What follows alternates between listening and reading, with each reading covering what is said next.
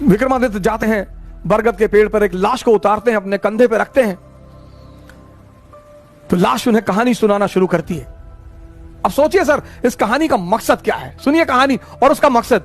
लाश उन्हें कहानी सुनाना शुरू करती है कि एक आचार्य थे, उनकी बड़ी खूबसूरत सी बेटी थी। आचार्य के 3 शिष्य थे और तीनों उस लड़की को बहुत प्यार करते थे और तीनों बड़े योग्य थे। आचार्य जी को भी लगता था कि यार योग्य तो तीनों है, लड़की को भी लगता था कि योग्य तो तीनों है, तो शादी किससे करूं?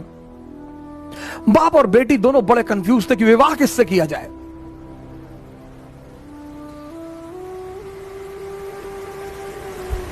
और जब लड़की यह सुनिश्चित नहीं कर पाई कि विवाह किससे किया जाए, तो एक दिन लड़की ने आत्महत्या कर लिया।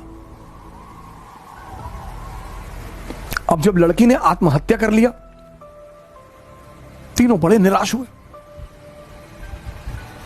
गए, उसका दाह संस्कार किया। तो एक शिष्य तो तुरंत सन्यासी बन गया, वहीं धूनी लगा ली उसने उसकी कब्र के पास कि बस अब जीवन में कुछ करना ही नहीं, जिसको मैं प्रेम करता था वो बचा ही नहीं, तो अब जीवन में कोई सार नहीं, अब सिर्फ तपस्या करनी है और तपस्या करके ही जीवन को त्याग देना है। दूसरा फकीर बन गया, घूमने लगा देश विदेश में। उसे पता था कि हिंदुस्तान में कुछ संत हैं जो फिर से जीवित करने का मंत्र जानते हैं। लगा वो उन संतों को खोजने जो फिर से जीवित करने का मंत्र जानते थे। तीसरा जो उसमें था, वो डेली जाता था, उस मृत शरीर पे मसाला लेप लगाता था, साफ करता था, फिर उसे वहीं रख देता था। अब ये सिलसिला कुछ वर्षों तक चला, 2-4 वर्षों तक चला। तो वो जो घूम रहा था चारों तरफ, फकीर बन गया था, मंत्र की तलाश कर रहा था, पुनर्जीवन देने के मंत्र का जो तलाश कर रहा था, उसे एक दिन कुछ महात्मा लोग मिल गए, वो उस मंत्र को जानते थे। उसने उनकी सेवा की, उन्होंने उसे वो मंत्र सिखा दिया।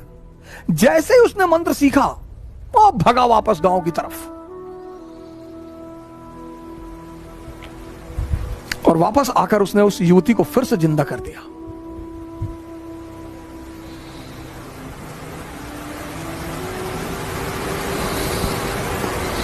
जब उसने फिर से जिंदा कर दिया, तीनों दावेदार फिर खड़े हो गए और अब तो युवती और सुंदर हो गई।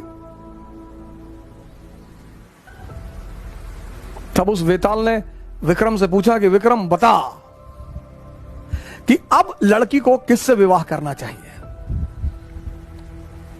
अगर तेरे मन में उत्तर आ रहा है और तू जवाब नहीं देगा तो तेरे सर के टुकड़े टुकड़े हो जाएंगे,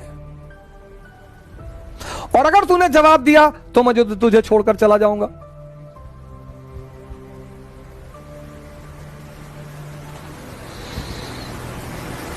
वेताल ने कहा कि अगर तेरे मन में जवाब आ रहे हैं, और ये नेचुरल प्रकृति है, हमारे सामने जब भी कोई परिस्थिति होती है, एक जवाब मन में आता है कि ये कर ले यार, नेचुरल प्रकृति है, नेचुरल जवाब आना ही है। तो वेताल ने कहा कि देख विक्रम, अगर तेरे मन में जवाब आ रहा है और तूने मुझे नहीं दिया तो तेरे सर के टुकड़े टुकड़े हो जाएंगे, और अगर दे दिया तो मैं चला जाऊंगा।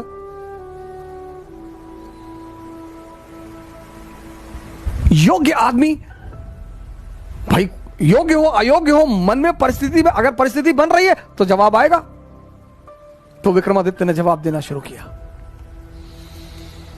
कहा जो मंत्र सीख कर आया और जिसने पुनः जीवन दिया वो पिता तुल्य है। जीवन देना का काम किसका है? पिता का।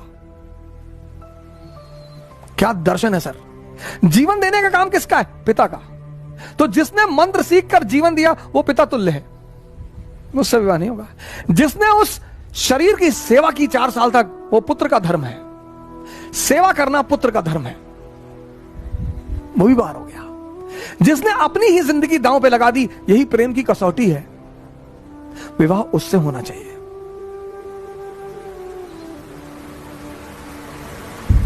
यह था शिक्षा देने का तरीका।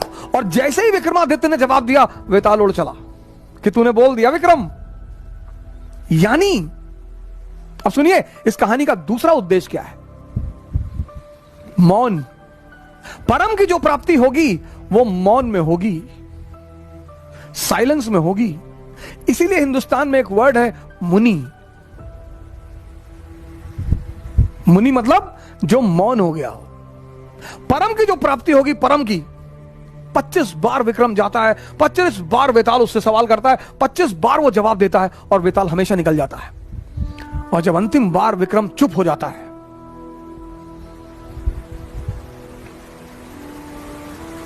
ये थी भारत की शिक्षा।